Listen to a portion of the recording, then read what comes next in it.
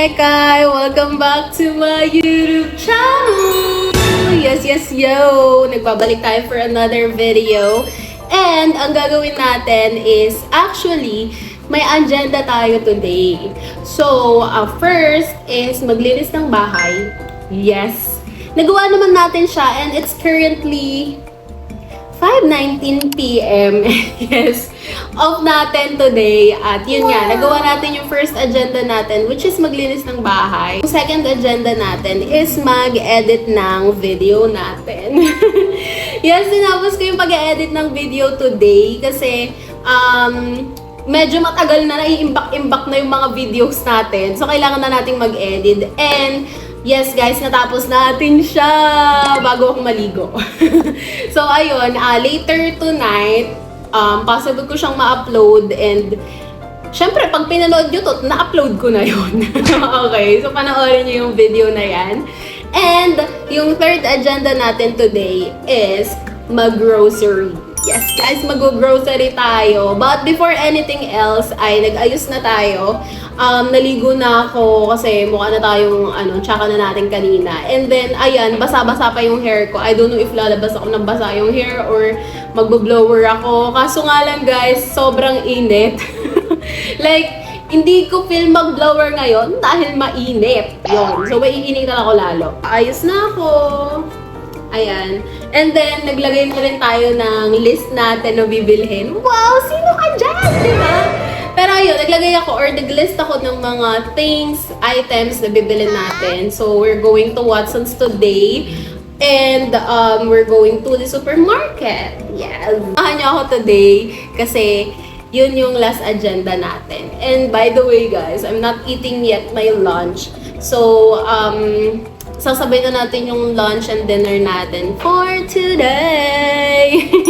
Ayan, kaya nahihilo-hilo na ang abab. Charis. Samahan niyo ako, guys. Let's go!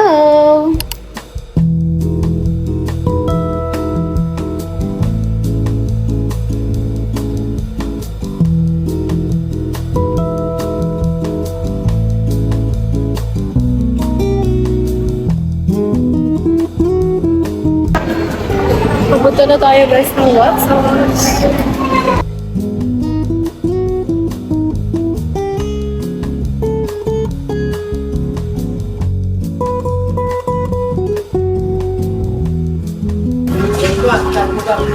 Kailangan na natin ito guys.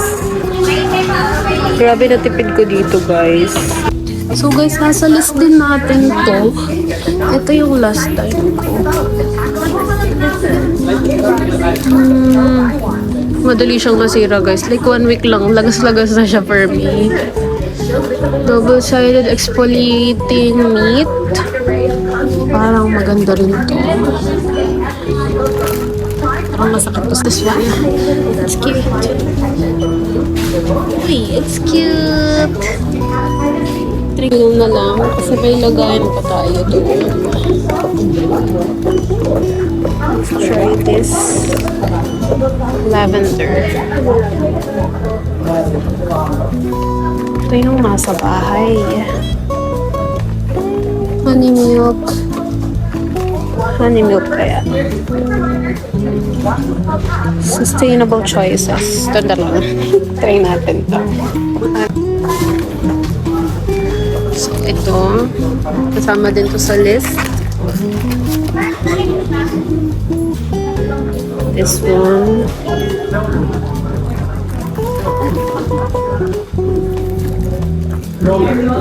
This is facial tissue. Wala na rin tayong wipes na ganito, yung lavender. Yan, kuha na rin tayo nito. So, buy one, take one siya. So, ubus na. Yan. Okay, next.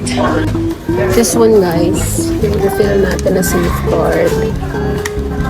Yan.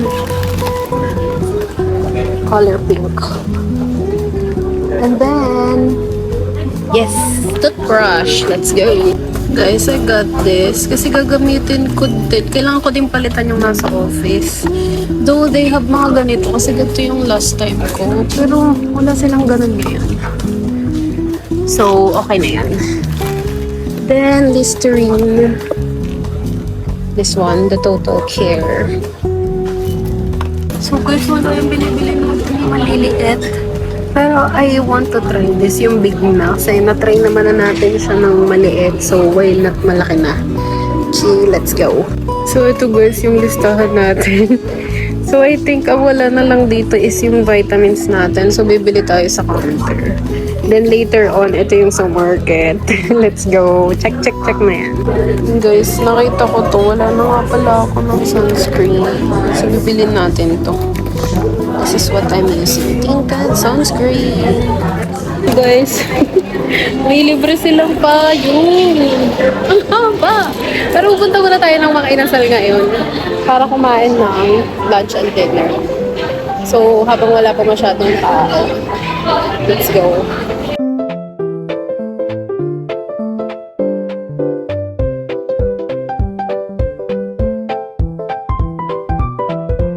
This is what I've got, guys. And then, may palabok din tayo.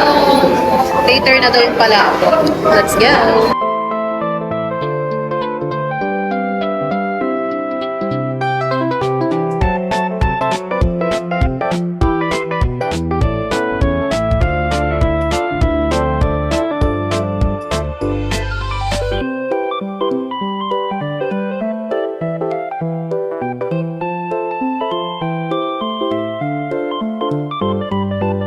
Okay guys, tapos na tayong kumain. Bibili naman tayo ngayon ng grapes. Kasi gusto ko ng malamig. So, bibili tayo ng lemon.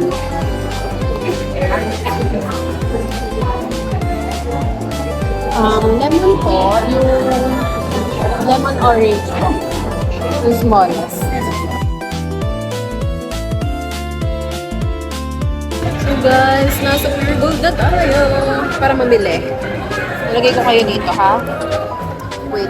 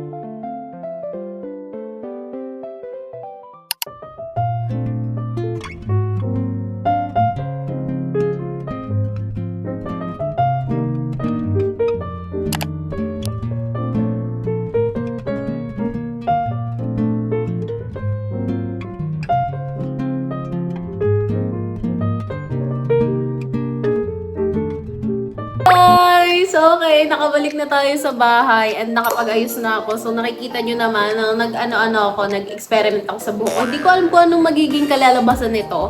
Pero ayun na nga guys, para bang hindi ako napagod for today's video. So ayun, marami tayong napamili. And hindi ko ina-expect kung bakit ganun kadami pa yung binili ko. Hindi ko alam. Bakit ganun? Sobrang ano naman, sobrang impulsive ko naman. Narinig nyo ba guys yung about dun sa ano, yung 85 pesos na taas na sweldo sa Manila ata yon, if I'm not mistaken. But saan nga ba aabot ang 85 pesos natin, 'di ba? So it's quite small talaga. I don't know, pero nakakatawa yung release nila ng computation kung paano nila na-compute yung 85 pesos para daw sa isang araw na pagkain ng Pilipino, no? But